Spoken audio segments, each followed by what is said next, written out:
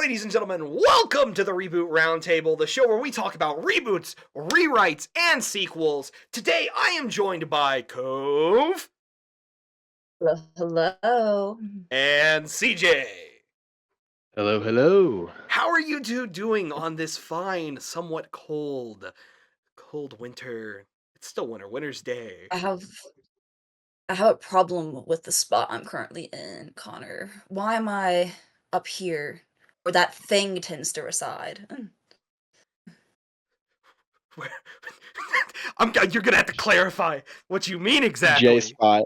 Oh, you're J in J spot. Where I know it I'm smells in bad. Jay's spot. He needs to It smells bathe. bad. I He have smells bad funny. vibes already. I Honestly. feel like we've just started and I'm already losing brain cells being up here. Yeah, you know what? At least it'll make an entertaining episode. Because today, this episode's gonna require a little explanation, but it's basically, what if this guy got a chance to reboot Spider-Man? Not like as a movie, in the comics. Alternate reality, ultimate style. So, a little context. What is the Ultimate Comics? Do you guys know what Ultimate Comics was? Yes. Would you all like a refresher? Yes. I would like, because I know almost all the Spider-Man universes, their Yes. labels are not in my head. That's I know so that weird. there's one that's more like Shield, one that's more like all three of the other ones, with the slight varying differences. One has Gwen, one doesn't. One has MJ, one doesn't. One So, has Nick Fury being a thing, one doesn't. the Ultimate Universe was a Marvel universe created in the early 2000s as basically a, hey, in case you don't want to read 616 Marvel, here's a version of Marvel that starts in the modern day. And it immediately got really edgy. But the one good comic line was Ultimate Spider-Man. I think it was done by Brian Michael Bendis.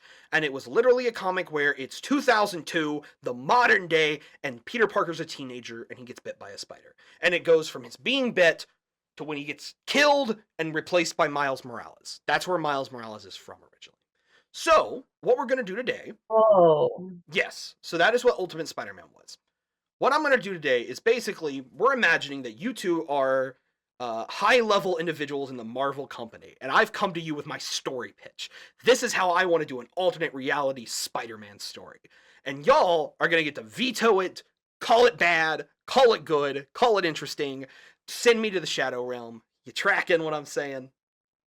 Perfect. I love to hate. That's really fair. Which...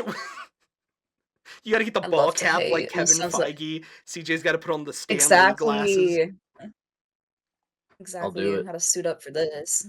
So, we start. It is the modern day, or at least semi-modern day, where our comics will start. And we start with, not Spider-Man, we start with little boy Peter Parker being dropped off at his aunt and uncle's house, right? Think the Amazing Spider-Man's opening scene, right? We see his parents show up at his uncle's house, you know, kisses his son on the forehead, like, we'll be back, son, don't worry, you're just gonna spend like a couple minutes with your aunt and uncle. Peter's parents die, now he's stuck with his aunt and uncle. Things to know about this version of Aunt May and Uncle Ben. Uncle Ben, ex-military, and he's probably a lot younger than we're used to, right?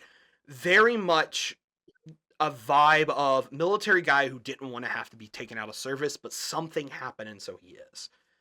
Aunt May, school teacher. Oh, okay. So both of them are like working parents that clearly did not expect to have some kid placed in their lap. But they also clearly Gotcha. love Peter a lot. So instead of jumping straight from this scene to our now adult Peter, we see some bits of Peter's young life.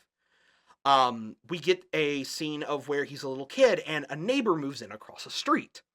A young girl named Mary Jane, who's clearly got abusive parents, right? A mom who's a drunk and a dad who just clearly is beating his family, right? It's a real bad situation.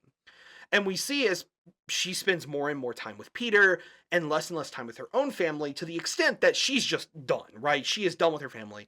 So we see she tries to convince Peter, like, hey, let's run away. You know, very Forrest Gump and Jenny scene, right? Where the two are going to run away into the big city. So Peter's like 5. He's like, okay, and we'll be home in time for wheat cakes. What could go wrong, right?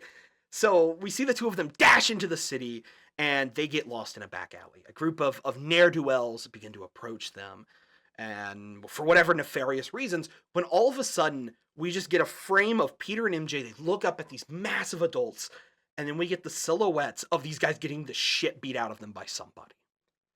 And as we pan around to see who it is, it's Uncle Ben using his ex-military training. And he's just like, both of you in the car. Like, what is wrong with you? You can't just run away from home. Get in the car.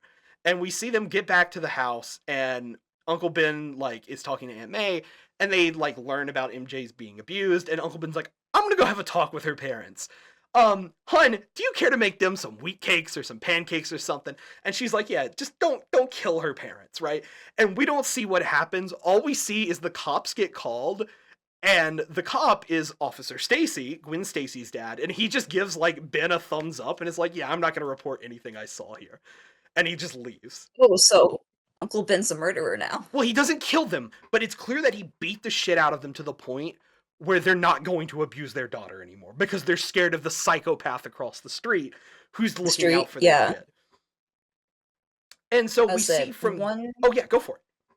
I say one conjecture, right? Yes. So one of the big things that Peter, especially if we're going to look towards like the first movies in which he gains his powers, is that Uncle Ben and both Aunt May are very consistently struggling with money. I agree. That's why he originally entered the fighting ring. So in your story, are they still going to be struggling with the same thing? Because in theory, with Uncle Ben being ex-military and having Aunt May being actively teaching, they should realistically be able to be a little less strapped for cash.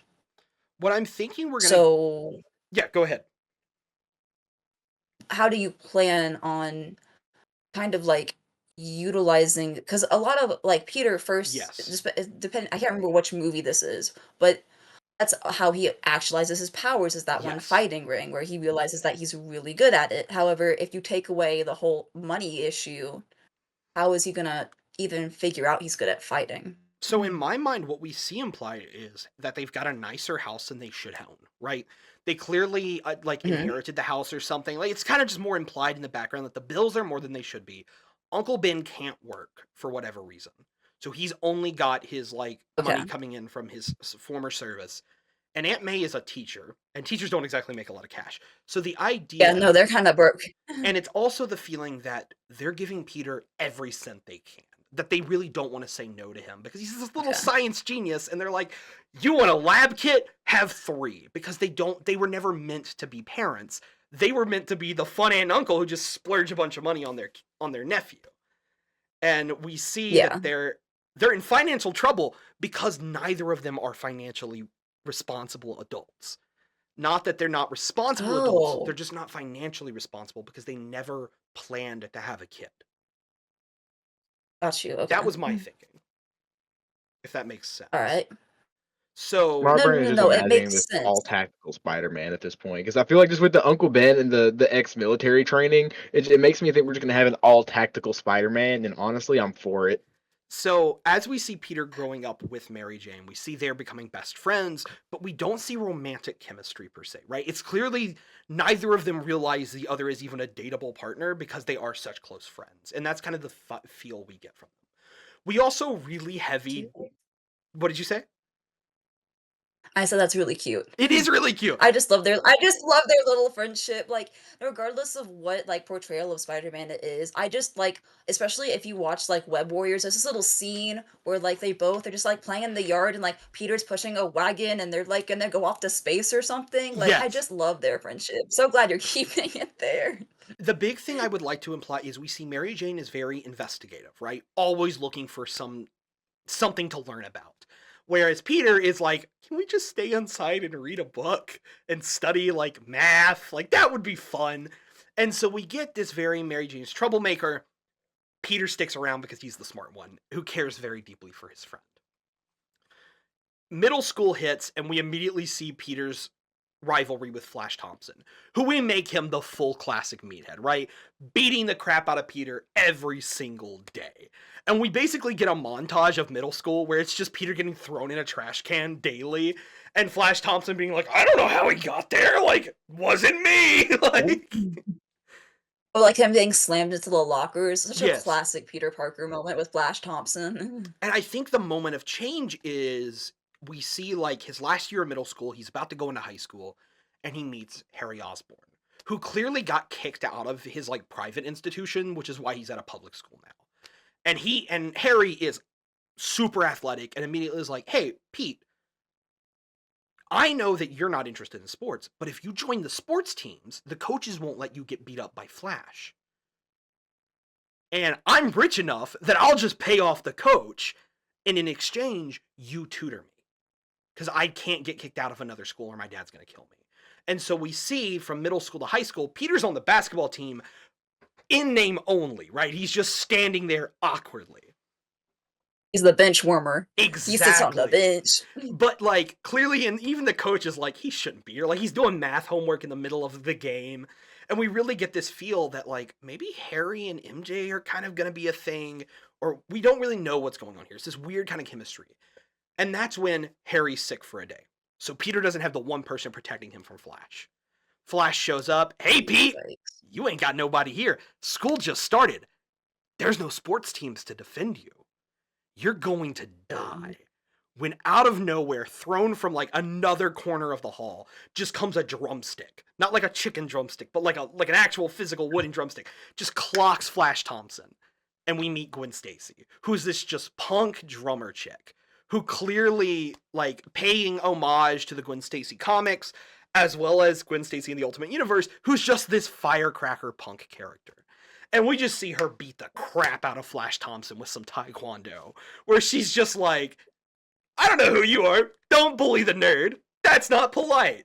Also, you two should walk home with me probably, because I can actually defend you guys. Love her. I always love it. Gwen. Just love her. Whenever she isn't here to kick ass, it's like, is she really Gwen Stacy if she's not beating someone up or insulting someone on just their existence? And I think what we get is we now have this 4 friends, right? And they're kind of coupling up naturally, right? We get Mary Jane and Harry because neither Mary Jane or Peter even think of dating each other. And Peter and Gwen because they're just both science nerds. And Peter respects a chick who can kick ass. And we see the 4 of them hanging out, and they begin to hang out in Harry's dad's lab. Obviously, spider bite. Goes home, he feels sick, finds out he's athletic, immediately starts showing off on the basketball court. This is where we begin to immediately see how this universe is different. He comes home from a basketball game and is like, Uncle Ben, Aunt May, I just scored 20 points. And they're like, okay, you're clearly enhanced. Are you a mutant? Like, clearly something's going on here. Are you a mutant? And Peter's like, I don't know what you're talking about. And Uncle Ben's like, no. So are mutants going to be really prevalent in this particular universe? Because if they aren't, realistically, I believe that they'd probably turn to Peter and be like, are you on steroids? The idea is that mutants are known, but like hated. Okay. As like most of the universes handle them. Okay. I was like, because depending on which spider we're talking about, mutants either are or aren't a thing. Yes. At all. I'm thinking this is a world that's very much like your traditional Marvel universe. There are other heroes running around, there's mutants running around. We're just focusing on this Spider-Man story, right? We'll even probably have references to like Reed Richards or Tony Stark are inspirations of Peter as a scientist. But immediately Peter's like, okay, yeah, I got bit by a spider, Uncle Ben and Aunt May, and I don't know what to do now. And Uncle Ben's immediately like, well, you're a young man, so don't kill anyone with your new powers. But so you don't, I'm going to teach you how to fight. And so immediately we get this new dynamic of Pete and Uncle Ben are now learning basic martial art. Like, Uncle Ben is teaching Peter to fight, and Aunt May sews him his first costume. Very Martha Kent vibes. Not because she's like, go out and be a vigilante, but clearly both of them are accepting the fact that Peter's a good kid. It's inevitable at this point. So we immediately get that it's not Pete who wants to go out and be a hero. Uncle Ben and Aunt May are pushing him to be. And it has something to Okay. do with their mysterious past that we see implied. Like, what did Uncle Ben do in the military? And why is he so willing to have Peter go out and be a hero? Obviously, Pete inevitably is like, fine, I'll go fight crime with my powers since that's what you all want me to do. And we're introduced to the antagonist of this first story, the crime lord, Craven the Hunter. Oh, Craven. Yes. Interesting choice. Yes. Why Craven? Why Craven? Why Craven? Because Craven is a character with enough honor that Peter's identity can be revealed to him, and he's not going to share it to the world. I think Mhm. it provides a new interpretation of him being a crime lord of some sort, especially one that's especially brutal and known for hunting, right? Very Spider-Man noir vibes with just how intense this version of Craven is. So the idea is, especially because this Peter is a better athlete, this Craven needs to be strong. Like, we need a villain that's physically a trained tactician. Mm. Thoughts? Okay. So without like it's because Ben is alive, right? Mhm. You've managed to make a Spider-Man without Spider-Man's biggest quote, with great power comes great responsibility. And without the trauma of Ben, which was Peter's primary, like that is what pushed him to becoming the Spider-Man everyone has learned to love. But like What's going to push without him it, there? what's gonna push him to actually fight Craven? Because when you go up against an opponent that is like Craven the Hunter, you're not gonna keep on fighting him because auntie and uncle go, Peter, go hunt down Craven, he's hurting people. He's not gonna go risk life and limb just to follow their orders. So what will motivate this Peter Parker to actually stop Craven the Hunter from terrorizing New York? So, Because there's only so far he can go on the order. we see Peter beginning to do some vigilante work. He stops a couple Craven's guys just because Uncle Ben and Aunt May tell him to. And what we get is Craven the Hunter immediately is like, all right, I don't know who this kid is. He doesn't have a heart in it. I'm gonna ruin his life so that he quits this bullcrap. Like, this needs to stop. So we see Craven basically immediately figure out who Peter is. He does his tracking skills, immediately puts it together. And we come home to a scene where Peter comes home to his aunt and uncle's house. Police are outside. Oh. Everyone's on edge, and Peter's like, "What happened?" And we step outside, and we see Uncle Ben's car drive up. He arrives. It's not Uncle Ben. Oh. We go inside, and we don't show it, but it's implied that Craven basically pulled the Predator on Aunt May, where he completely butchered her. Mm. So the full like slasher took her to Yes. pieces. And immediately Uncle Ben's like, "Pete, you stay out of this. Craven is clearly too powerful for you. I'm gonna go deal with this." Yeah. And you see an image. He goes to his gun safe that he probably would own because he's an ex-military guy, gets a gun, and he leaves. And Pete's immediately like, Uncle Ben's about to kill a guy. That's not okay. But also, do I really care? And so we see Pete like going through the house. He's just trying to collect some things before he goes to find somewhere to stay the night. So he doesn't have to be in the house where his aunt just got brutally murdered. And he finds a new costume that she had sewn for him. And in it will be the note, if anything ever happens to me, remember great power with great responsibility. And that's where we'll get the line from. Iconic. And Pete's like, Aunt May would not want Uncle Ben to go execute a guy. Uncle Ben does not need to go to jail. I don't want to do this, but I need to go save Craven's life. But I can't do it alone. Because at this point, Pete does not have web shooters. Interesting. What about Peter's reaction to the fact that his aunt just got murdered in cold blood? Because you're really focusing Yes. on how he can't let Uncle Ben go kill a guy, but who says that Peter himself doesn't want to go kill him? I think it's a thing Because that Peter like you've definitely already does. okay. So what's gonna make him draw the line? Aunt May's memory? outweighing the grief and the rage. Because realistically, this is going to be a 16 to 17-year-old with 16 to 17-year-old impulses. I think what you do is you either do he immediately finds like Aunt May's note and is like, I can't let him do this. Or we see Peter realize that if he's going to go stop Uncle Ben, he needs some support. So he calls up his friends and basically forms a team Spider-Man. He calls up MJ, he calls up Gwen, he calls up Harry. It's like, guys, I need to talk to you about something. My aunt's been killed. Harry, you have the tech. I need to borrow some from your dad's lab. I need to be able to build me some gear so I can stop my uncle from getting himself killed. I think at this point it's less stop my uncle from killing someone and more stop him from getting himself killed. So we see Pete build his web shooters, build some gear, and he now has this Team Spider-Man in his ear, like being like Harry, where Harry's like, yeah, no, kill this guy. He killed your aunt. I loved Aunt May. You have Gwen, who's like, you should beat the shit out of him, but you should turn him into the police. And Mary Jane, who's like, you can't kill him.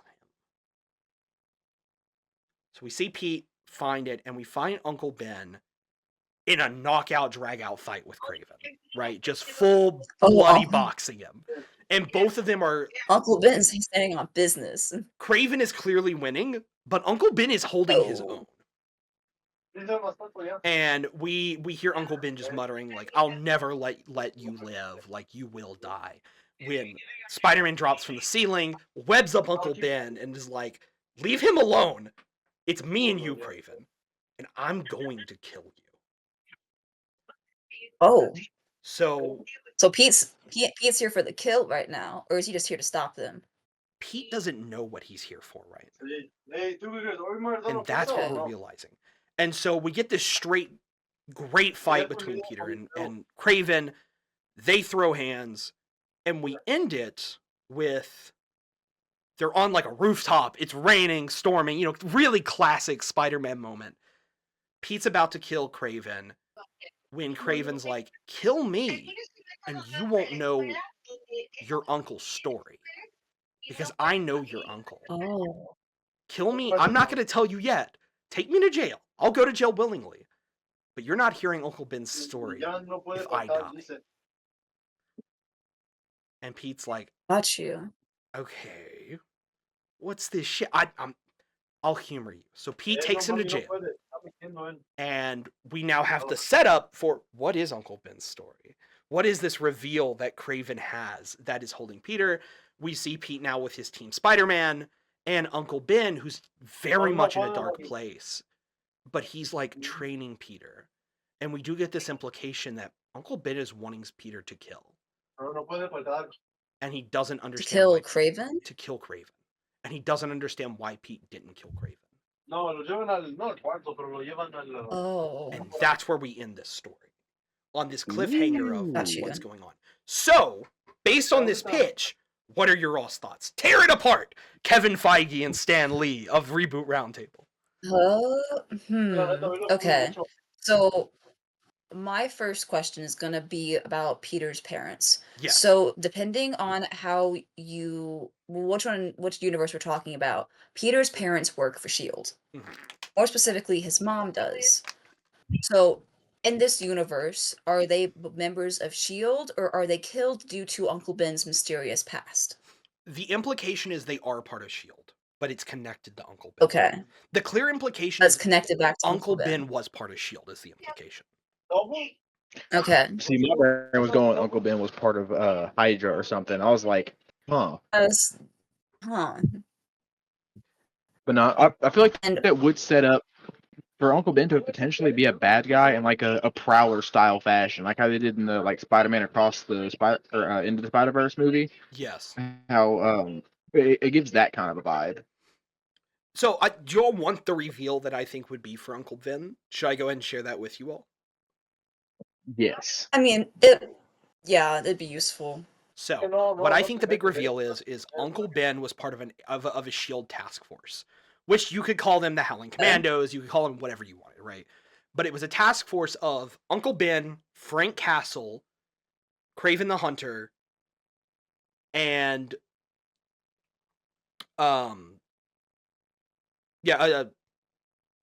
hold up, I can't remember how listed. Frank Castle, Uncle Ben, Craven the Hunter. Hunter, and like maybe Phil Coulson or something like that. Gotta bring in Phil somehow. Yeah, gotta have Phil Coulson. And the idea is I they have went Phil. in and they assassinated important leaders. And the big reveal for this universe, and if people are interested in this, I'll dive more into what I would want to do with my own Marvel universe, is there is no Nick Fury in this world. S.H.I.E.L.D. is run by a very old Steve Rogers. Oh, and like the Steve Rogers also ex-Cap or just Ex-Captain Steve America. Rogers? An ex-Captain America who clearly never went in the ice is who runs S.H.I.E.L.D. But that's a story for another time that I will tell if people are interested in. Fascinating. Love Cap. I'd love to see how Cap has managed. The Steve Rogers, the American icon, is running S.H.I.E.L.D. The American icon. Instead I of mess Nick with that. Fury. So I mess with that a lot. But with Uncle Ben, yeah, it's clearly just he was part of a task force. He killed a lot of people for S.H.I.E.L.D. And it screwed him up in the head. And that basically Pete's dad was the tech guy of the team. And someone killed Pete's dad. Because Uncle Ben, and this is up in the air of what it was, Uncle Ben did something for S.H.I.E.L.D. that was unforgivable, to the point that S.H.I.E.L.D. kicked him out. Because he went rogue. He crossed some sort of line. Interesting. And that would be for later reveals to discover. But yes. I'm gonna say that obviously would be like one of the bigger reveals later in the storyline. That's interesting, especially because that calls into question what type of training Peter is going to be receiving from Uncle Ben during his fundamental years. Is it going to, like, would this Peter be trained in assassination techniques, Connor, without him even realizing that the techniques? I think that's what we would be discovering. Interesting. And so what you have is the duality of Uncle Ben's training, which is clearly militaristic, and then you have Team Spider-Man that he has, where it's just a bunch of high schoolers who are like, "Don't kill people, Pete! No, that's not okay!" Stop that. Gotta cut that shit off right now. Yeah, we need to end that. We do not end people's lives. I was like, we're gonna end whatever this is. Lives? Exactly. So with a story like this, with a story in this way where Harry already knows Spider-Man's identity, would that be something in which case, like, how would the Green Goblin situation work, or would that just not be an arc in this universe? I think Green Goblin would be revealed to be Norman Osborn, Norman would be more of this crime lord, and you'd get references to, like, Craven's Crime Syndicate worked for the Goblin, and the big reveal would be, again, this is later stuff that I would do if people do want to hear more about this. The Goblin, Norman Osborn would be a member of Hydra, and Harry knows nothing about this. And so the idea would be, yes, the Green Goblin would come into play, and Norman and Harry, they don't have a fatherly son relationship. So Harry's secretly working on Team Spider-Man. Norman's trying to kill Spider-Man as the Goblin. And so you have that, and then obviously, if Norman gets killed, or if Norman is revealed, that's going to create an interesting dynamic between Harry and Peter.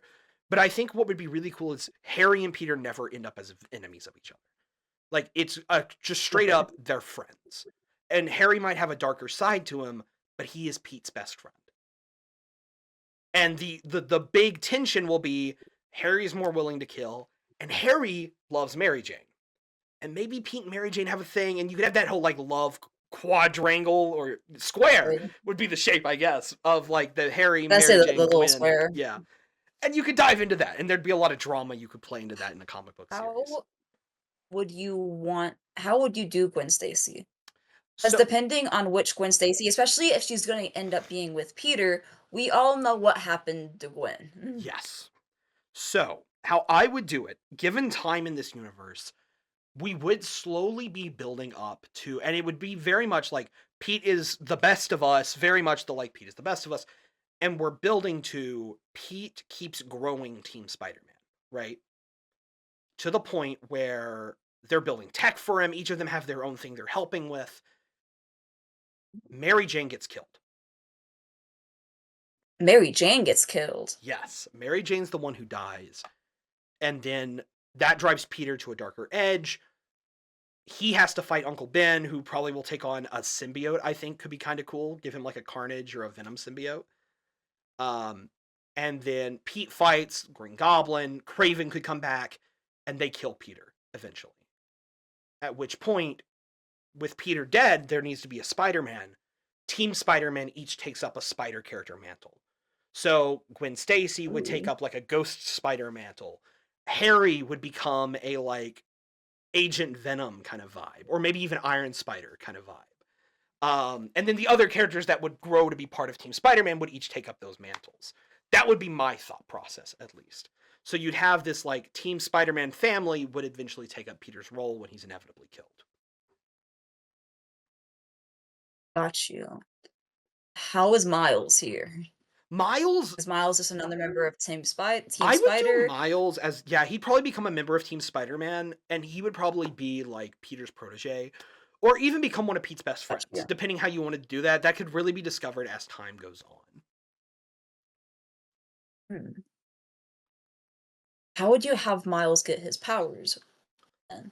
I would have that Miles is bitten by a radioactive spider made from Peter's DNA. Interesting. And tied And into how like is a the Clone spider Saga being- circumstance. So would the spider be manufactured by Osborn Industries the same way the one that bit Peter was? Either by Because how Oscorp. is Peter's DNA in the spider? I presume you would get a Clone Saga eventually of some sort, because it's a Spider-Man universe, and Yeah, the version probably. of the Jackal that's in this universe would create a clone spider.